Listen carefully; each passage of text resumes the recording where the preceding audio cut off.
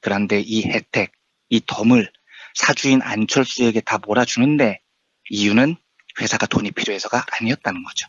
오로지 안철수의 경영권을 방어하기 위해서, 즉 하하. 안철수의 지분을 높여주기 위해서 했었다는 겁니다. 애초부터 설계가 그랬었다는 거예요.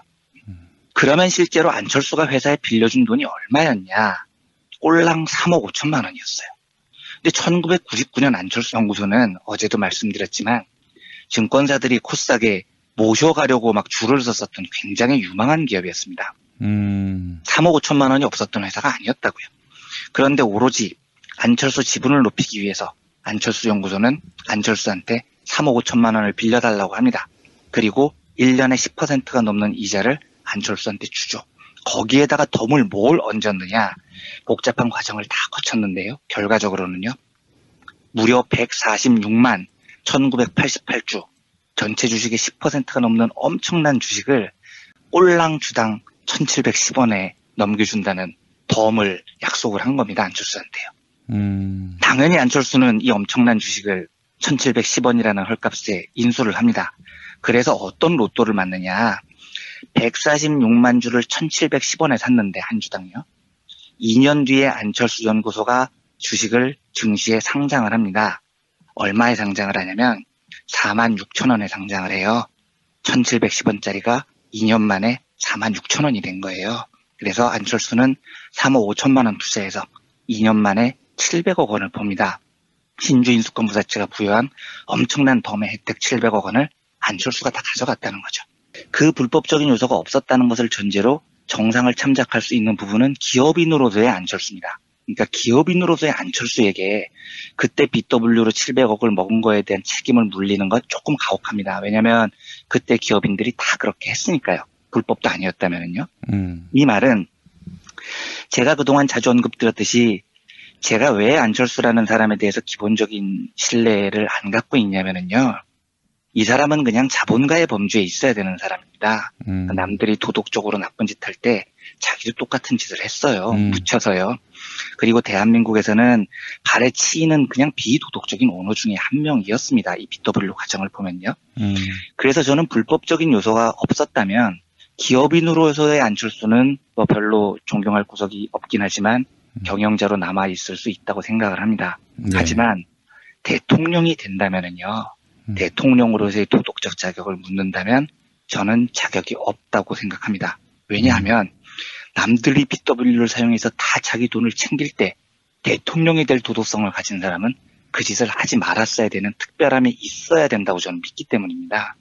일단 마이클 무어라는 감독이요. 그 볼링 포 콜럼바인, 뭐 시코 이런 다큐멘터리 영화를 만들었던 아주 진보적인 감독입니다. 근데 이 사람이 2009년에 자본주의 러브스토리라는 영화를 만들었습니다. 자본주의가 얼마나 참혹한 제도냐에 대해서 굉장히 흥미진진하게 영화를 풀어나갑니다. 근데 이 영화를 보면 이런 대목이 나옵니다. 무어가 월가에 가요. 그리고 갑자기 길거리에서 소리를 치는 겁니다. 여보세요. 여기 똑똑한 월가 양반들. 우리가 지금 신용부도 스와프 때문에 망했다고 뉴스에 나오더라고. 근데 그 신용부도 스와프라는 게 도대체 뭡니까? 이렇게 물어봐요. 그게 뭔데 도대체 미국뿐 아니라 전 세계가 망조가 드는 거예요. 그러니까 이 월가에서도 사람들이 마이클 무어를 다 피합니다. 그러다가 드디어 마침내 무어에게 신용부도 스와프라는 게 뭔지 설명을 해주겠다고 나서는 현자가 나서요. 그래서 이제 무어가 이 사람한테 설명을 듣죠. 근데 이 사람이 아무리 신용부도 스와프에 대해서 쉽게 설명을 하려고 해도 무어가 설명을 들어도 모르겠는 겁니다. 정말 기초부터 다시 설명을 해달라 이렇게 부탁을 해요. 그러니까 그 현자가 어떻게 설명을 하냐면 금융시장이라는 곳에서는 내기를 종종 한다. 예를 들어서 내일 주가가 오르냐 내리냐 이걸 가지고 사람들이 모여서 배팅을 한다. 도박을 한다. 그러니까 요즘 김용민 PD님께서 자주 하시는 출연자분들에게 우병우는 구속될까 안 될까 뭐 얘 10,000원을 걸자 이런 걸 금융상품으로 만드는 거예요. 그래서 이런 내기를 금융상품화한 건데 이게 바로 그 복잡한 금융상품의 기초 개념이다. 이렇게 설명을 해요. 그냥 부어가 진짜 황당하다는 표정을 한참 짓더니 아니 그러면 지금 이렇게 복잡한 것들의 기본이 다 내기라는 건데 그러면 도박이잖아요. 그러면 내가 진짜 궁금한 게요. 그 짓을 지금 우리가 왜 하고 있는 겁니까? 이렇게 묻습니다. 예. 제가 복잡한 금융상품에 대해서 들었던 가장 명쾌한 설명이 바로 이거였습니다. 무어가 가지는 의문점이죠. 결국은 그 복잡한 짓이라는 게 도박이라는 건데요. 우리가 지금 그 짓을 왜 하고 있느냐라고 물을 수 있어야 돼요. 사실은 그렇게 복잡하게 할 필요가 없다는 겁니다. 근데 왜 그렇게 복잡하게 하느냐면 문제의 본질은요. 금융이라는 건 근본적으로 고객들로부터 돈을 뜯어가는 산업이에요. 근데 언제 고객들로부터 돈을 쉽게 뜯느냐? 고객이 상품에 대해서 뭘 잘 모를 때, 그러니까 호구일 때가 뜯기가 제일 쉽습니다. 그래서 일부러 고객들이 뭔 말인지를 모르게 해놓는 상품들을 대량으로 만들어 놓습니다. 제가 방송 초반에 BWCB 이런 것들을 다 들으시고 난 다음에도 모르셔도 된다고 말씀을 드리는 이유는 그걸 모르시는 건 청취자분들의 잘못이 아니라는 겁니다. 즉 청취자분들께서 일반 시민들께서 일부러 모르도록 금융이 그렇게 유도를 합니다. 그리고 은행 창구 같은 데 가보면 직원들이 진짜 친절한 표정으로 알아들을 수 없는 말을 막 짓거려요. 이번에 나온 상품이 이게 있는데요. 투자해보세요. 3개월 동안 베이스 상품이 이게 주가가 10%가 오르면 얼마를 받을 수 있고 한참 설명을 하는데 뭔 말인지 하나도 모르겠습니다. 그런데 사람들은 설마 저 사람이 나한테 사기를 칠까? 나한테 좋은 거겠지. 이러면서 그 상품이 무슨 상품인지도 모르고 돈을 벌 수 있다는 헛된 신망 때문에 내 돈이 어디에 투자되는지도 모르고 그냥 투자를 합니다. 그리고 그 눈먼 돈을 가지고 금융회사는 돈놀이를 하는 거죠. 2008년 글로벌 금융위기도 그렇습니다. 물론 미국이 잘못해서 온 세계 민중들이 극심한 고통을 겪었는데요. 아무도 그 원인을 잘 모릅니다. 신용부도 스와프 때문에 금융위기가 났다고 하는데 신용부도 스와프가 뭔지 아는 사람들이 몇 명이나 있겠습니까? 우리나라에서요. 그러니까 우리 같은 개돼지들은 그냥 모르고 당하는 겁니다. 그리고 금융은 자본은 항상 그런 걸 노리는 거예요. 제가 지금부터 드리는 도저히 알아들을 수 없는 이야기들을요. 한 3분 정도 드릴 텐데요. 어떤 느낌인지만 한번 들어보십시오. 이해는 전혀 못하셔도 상관이 없어요. 벤처기업 안철수 연구소가 1995년에 설립이 됩니다. 설립 자본금이 5천만 원이었어요. 그런데 이 안철수 연구소가 3자 배정 유상증자 등을 통해서요. 벌써 약간 이제 숨이 막히기 시작합니다. 자본금을 늘려나갑니다. 그리고 무상증자라는 걸 실시해서 또 자본금을 늘려요. 그러다 안철수 연구소가 1999년 오늘 방송의 주제인 BW, 신주 인수권부 사채라는 걸 드디어 발행을 합니다. 이 BW의 만기가 20년이고요. 이자는 연복리로 10.5%입니다. 그래서 액면가 25억 원짜리 BW가 단돈 3억 3,950만 원에 안철수의 손에 넘어갑니다. BW의 발행 조건은 BW의 신주 인수 권리에 대한 발행 조건은 주당 5만 원의 행사 가격에 25억 원어치가 됐습니다. 그런데 안랩은 BW 발행 직후인 10월 27일에요. 무상증자로 기존의 총 주식수 13만 주를 38만 주로 2.92배 늘립니다. 그래서 안철수의 신주 행사 권리 가격도 5만 원에서 1만 7,100원으로 낮아지죠. 자, 거의 다 왔습니다. 숨 좀 막혀도 조금만 참아 주십시오. 그리고 안랩은 2000년 2월 9일 액면 분할로 주식수를 다시 10배로 확대를 해서요. 행사 가격이 17,100원에서 10분의 1인 1,710원으로 조정이 됩니다. 그리고 안철수는 2000년 10월 13일에 신주인수권을 행사해서 안랩이 새로 발행한 주식을 주당 1,710원의 가격으로 25억 원어치를 사들입니다. 모두 146만 주입니다. 이래서 안랩에서 그의 지분이 39.7%에서 56%로 늘어났습니다. 자, 제가 3분 동안 쭉 읽어드렸습니다. 느낌이 어떠십니까? 진짜 역 같은 거죠. 쌍용이 저절로 튀어나오죠. 야, 그러니까 사실은 진짜 인문학 쪽도 그렇습니다만은 일부러 모르게 하는 것 같아요. 그렇습니다. 이거를 고객이 모르면 모를수록 금융권은 돈벌이가 쉬워지는 겁니다. 그렇죠. 그러니까 이걸 애초부터 뭔 말인지를 모르게 설계를 해놨다는 걸 우리가 이해를 해야 우리의 잘못이 아니라는 걸 알게 되는 거예요. 실제로 이때 비슷한 시기에 이재용이 삼성 SDS에서 비슷한 짓을 해요. 그래서 제가 어제 말씀드렸듯이 230억 원을 투자해서 그 230억 원을 3조 원으로 돌렸죠. 그런데 문제는요. 제가 이재용이 얼마나 나쁜 짓을 했는지 아무리 설명을 하려고 해도요. 사람들이 이해하기 쉽지 않다는 데 있습니다. 그래서 많은 사람들이 지금도요. 이재용이 나쁜 짓을 했다고 어디서 들었는데 어떻게 나쁜 짓을 했는지는 이해를 잘 못합니다. 그래서 1999년에 이재용이 이 나쁜 짓으로 날강도짓의 레전드 반열에 오르자 벤처기업들이 너도 나도 이재용 따라하기를 시작하는 겁니다. 왜냐하면 이재용이 이 BW라는 걸 발행을 해서 이 속을 챙기니까 그런데도 일반인들은 그 나쁜 짓의 본질을 전혀 이해 못하더라는 거죠. 그리고 재벌들과 벤처인들은 이거 정말 좋은 방법이구나. 이재용을 따라해야 되겠구나 하고 대거 이재용을 따라하기 시작합니다.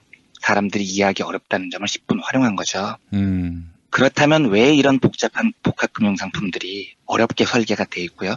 그걸 저자들이 이용을 하는지 이해가 되실 겁니다. 이거는 청취자분들께서 경제를 모르기 때문에 생긴 일이 아니에요. 애초부터 우리가 이해할 수 없도록 사기를 치려고 작정을 했기 때문에 생기는 일인 겁니다. 자, 그러면 이제 우리가 알아들을 수 있는 언어로요. 한번 안철수가 무슨 일을 했는지를 살펴보겠습니다. 네. 어떤 회사가 있습니다. 근데 회사라는 곳은 돈이 부족한 경우가 많아요. 그래서 이 돈이 부족할 때는 돈을 빌려야 됩니다. 그런데 중소기업 같은 곳에요. 혹은 벤처기업처럼 막 시작된 회사들은 은행에서 위험하다는 이유로 돈을 잘 안 빌려줍니다. 그러면 이제 어떻게 하느냐? 주주들을 찾아가서 투자를 받으려고 노력을 합니다. 그런데 투자는 그러면 쉽게 받을 수 있느냐? 이것도 쉽지 않죠. 왜냐하면 그 회사가 아직 성공 여부가 확실하지 않은 기업이니까요.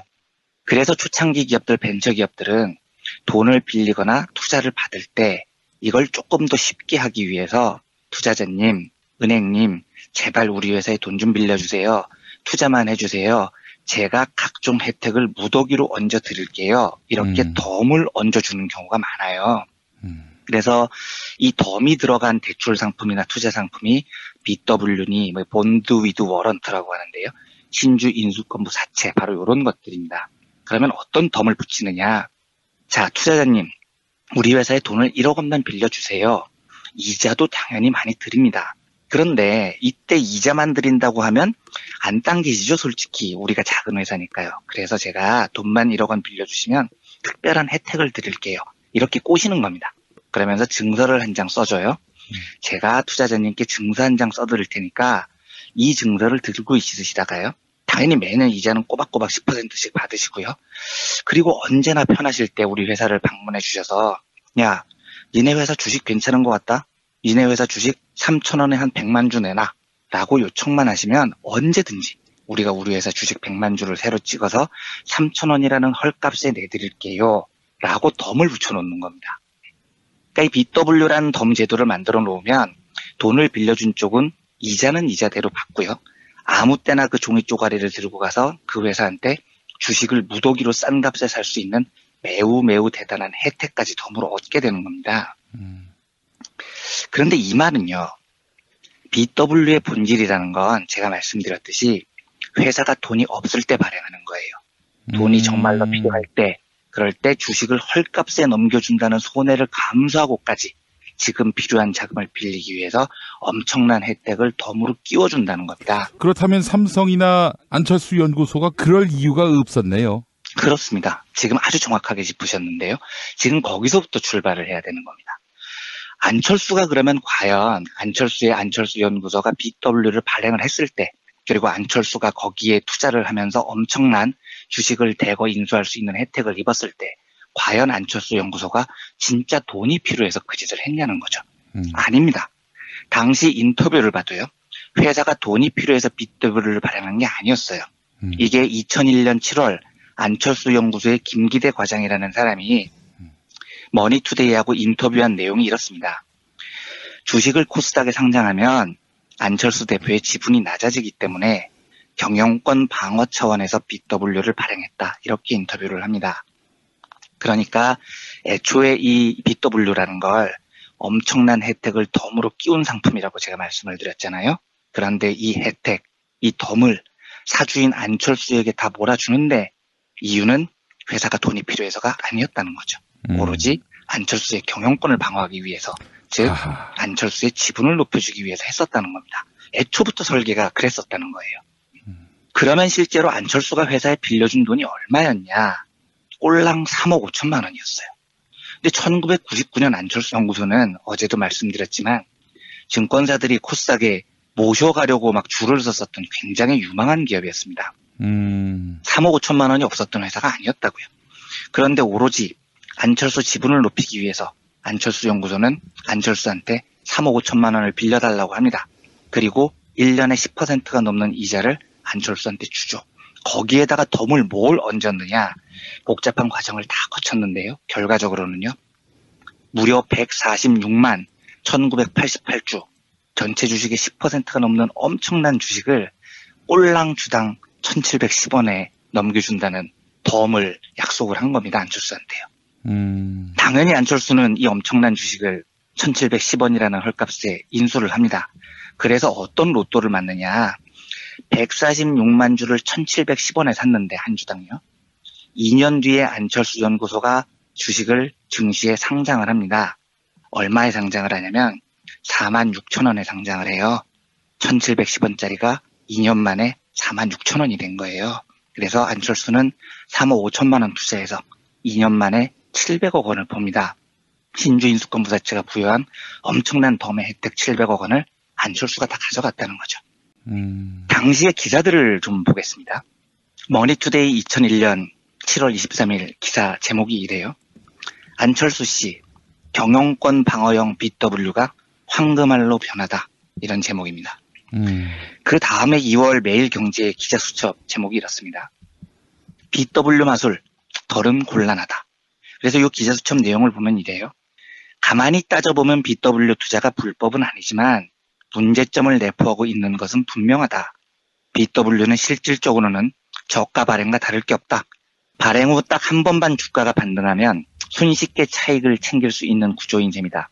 스타 벤처기업가인 안철수 세종도 BW로 대규모 평가 차익을 거두고 있다는 사실이 알려지면서 입방아에 오르내린 적이 있다. 안철수 후보가 이 BW로 큰 이득을 얻었고 그 이득이 일반적인 BW, 회사가 정말로 어려웠을 때 돈을 빌리는 과정이 아니었다는 건 이젠 분명해 보입니다.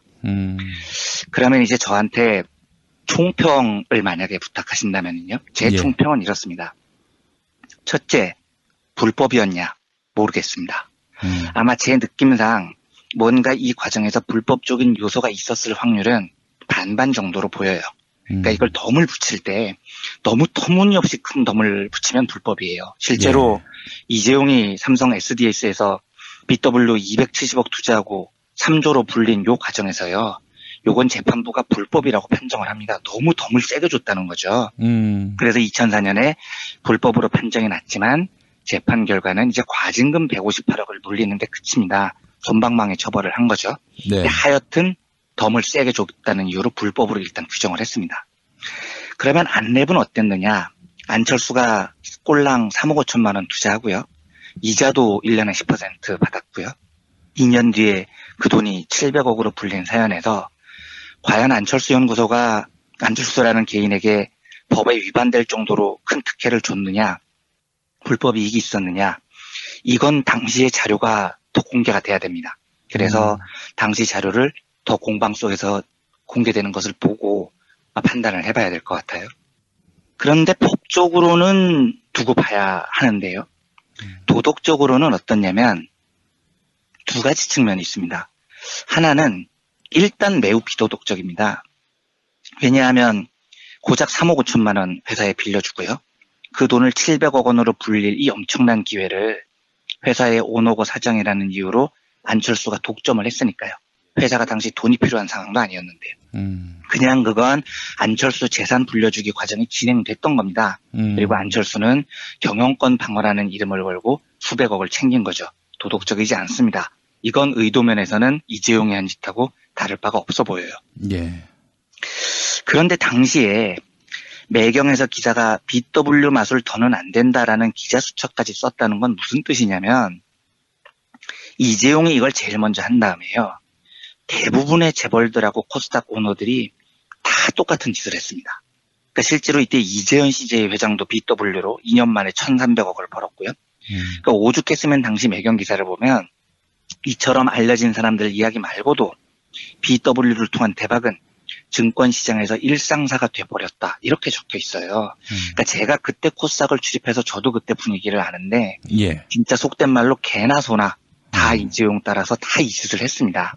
그러니까 그런 면에서 보면 안철수가 이 일을 한 건 도덕적으로 분명히 비난받을 만한데요. 유난히 나쁜 사람이었느냐?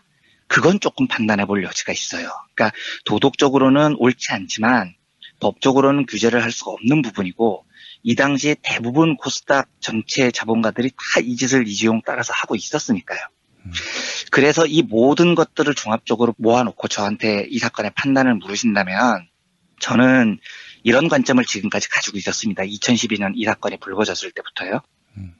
첫째, BW라는 혜택을 받을 당시에 안철수가 뭔가 불법을 저지른 일이 드러난다면 그건 대통령은 고사하고 기업인으로서도 자격이 제로인 범죄자가 되는 겁니다. 둘째, 도덕적으로는 매우 문제가 있으나 불법 요소가 다 없었다면 당시에 개나 소나 다 그 짓을 했다는 정삭이 참작돼야 될 부분이 있습니다. 다만 그 불법적인 요소가 없었다는 것을 전제로 정상을 참작할 수 있는 부분은 기업인으로서의 안철수입니다. 그러니까 기업인으로서의 안철수에게 그때 BW로 700억을 먹은 거에 대한 책임을 물리는 건 조금 가혹합니다. 왜냐하면 그때 기업인들이 다 그렇게 했으니까요. 불법도 아니었다면은요. 이 말은 제가 그동안 자주 언급드렸듯이 제가 왜 안철수라는 사람에 대해서 기본적인 신뢰를 안 갖고 있냐면은요. 이 사람은 그냥 자본가의 범주에 있어야 되는 사람입니다. 남들이 도덕적으로 나쁜 짓 할 때 자기도 똑같은 짓을 했어요. 묻혀서요. 그리고 대한민국에서는 발에 치이는 그냥 비도덕적인 언어 중에 한 명이었습니다. 이 BW 과정을 보면요. 그래서 저는 불법적인 요소가 없었다면 기업인으로서의 안철수는 뭐 별로 존경할 구석이 없긴 하지만 경영자로 남아있을 수 있다고 생각을 합니다. 네. 하지만 대통령이 된다면은요. 대통령으로서의 도덕적 자격을 묻는다면 저는 자격이 없다고 생각합니다. 왜냐하면 남들이 BW를 사용해서 다 자기 돈을 챙길 때 대통령이 될 도덕성을 가진 사람은 그 짓을 하지 말았어야 되는 특별함이 있어야 된다고 저는 믿기 때문입니다. 오늘 역시 그래도 조금 어려웠을지 모르겠는데요. 오랫동안 사실 이 BW 문제 때문에 제가 안철수 후보를 근본적으로 신뢰하지 않았던 측면이 있어요. 그런데 그동안 설명이 복잡해서 말씀을 안 드렸는데 김영민 PD님의 격려에 용기를 내서 오늘 시도를 해봤습니다. 법적인 문제가 없어도 기업인 안철수가 아니라 정치인 안철수는 저는 근본적으로 인정을 할 수 없는 아주 뿌리가 바로 지금 이 사건이었다는 말씀을 드리면서 오늘은 이 정도로 정리를 해보겠습니다. 이 사안과 관련해서 언제쯤 심각하구나. 이 사람 대통령 되면 이 큰일 나겠구나. 라고 마음 먹으셨습니까? 저는 사실 솔직히 말씀드리면 2012년에 황장수가 이 자료를 깔 때부터 저는 이게 무슨 말인지 바로 알았습니다. 왜냐하면 제가 2001년에 딱 코스닥에 처음으로 증시에 입성을 해서 첫 기자 생활을 했었는데 이때 이게 굉장히 큰 문제였었고 안철수 연구소 대표 이야기를 저는 이미 그때부터 증시에서 듣고 있었거든요. 근데 황장수가 이거를 깔 때 마음속으로 그런 생각이 들더라고요. 법적으로는 피해갈 수 있을진 몰라도 증권 출입을 오래 했던 저로서는 바람직한 일이 아니었고 도덕적으로 비난받을 만한 일이라는 생각이 들었어요. 근데 일단 저는 그때 기자가 아니었고요. 그리고 조금 더 솔직하게 고백을 하자면 안철수 후보가 대통령 후보가 되기도 전이었었고 공식적으로 출마하기도 전이었었고 굳이 제가 나서서 뭘 떠들기에는 어쨌든 조금 범야권에 있었던 것에 대한 우호적인 마음도 없지 않았었다는 것을 고백합니다. 그런데 사실 2012년부터 저 문제는 법적으로 문제가 없다고 변명을 할 수는 있을지 모르겠어도 저 작은 돈으로 2년 만에 700억 원 정도의 돈을 벌었다는 건 일반인 정도로는 도저히 받아들이기 어려운 큰 산이 될 것이다라는 생각이 들었습니다. 그때부터요.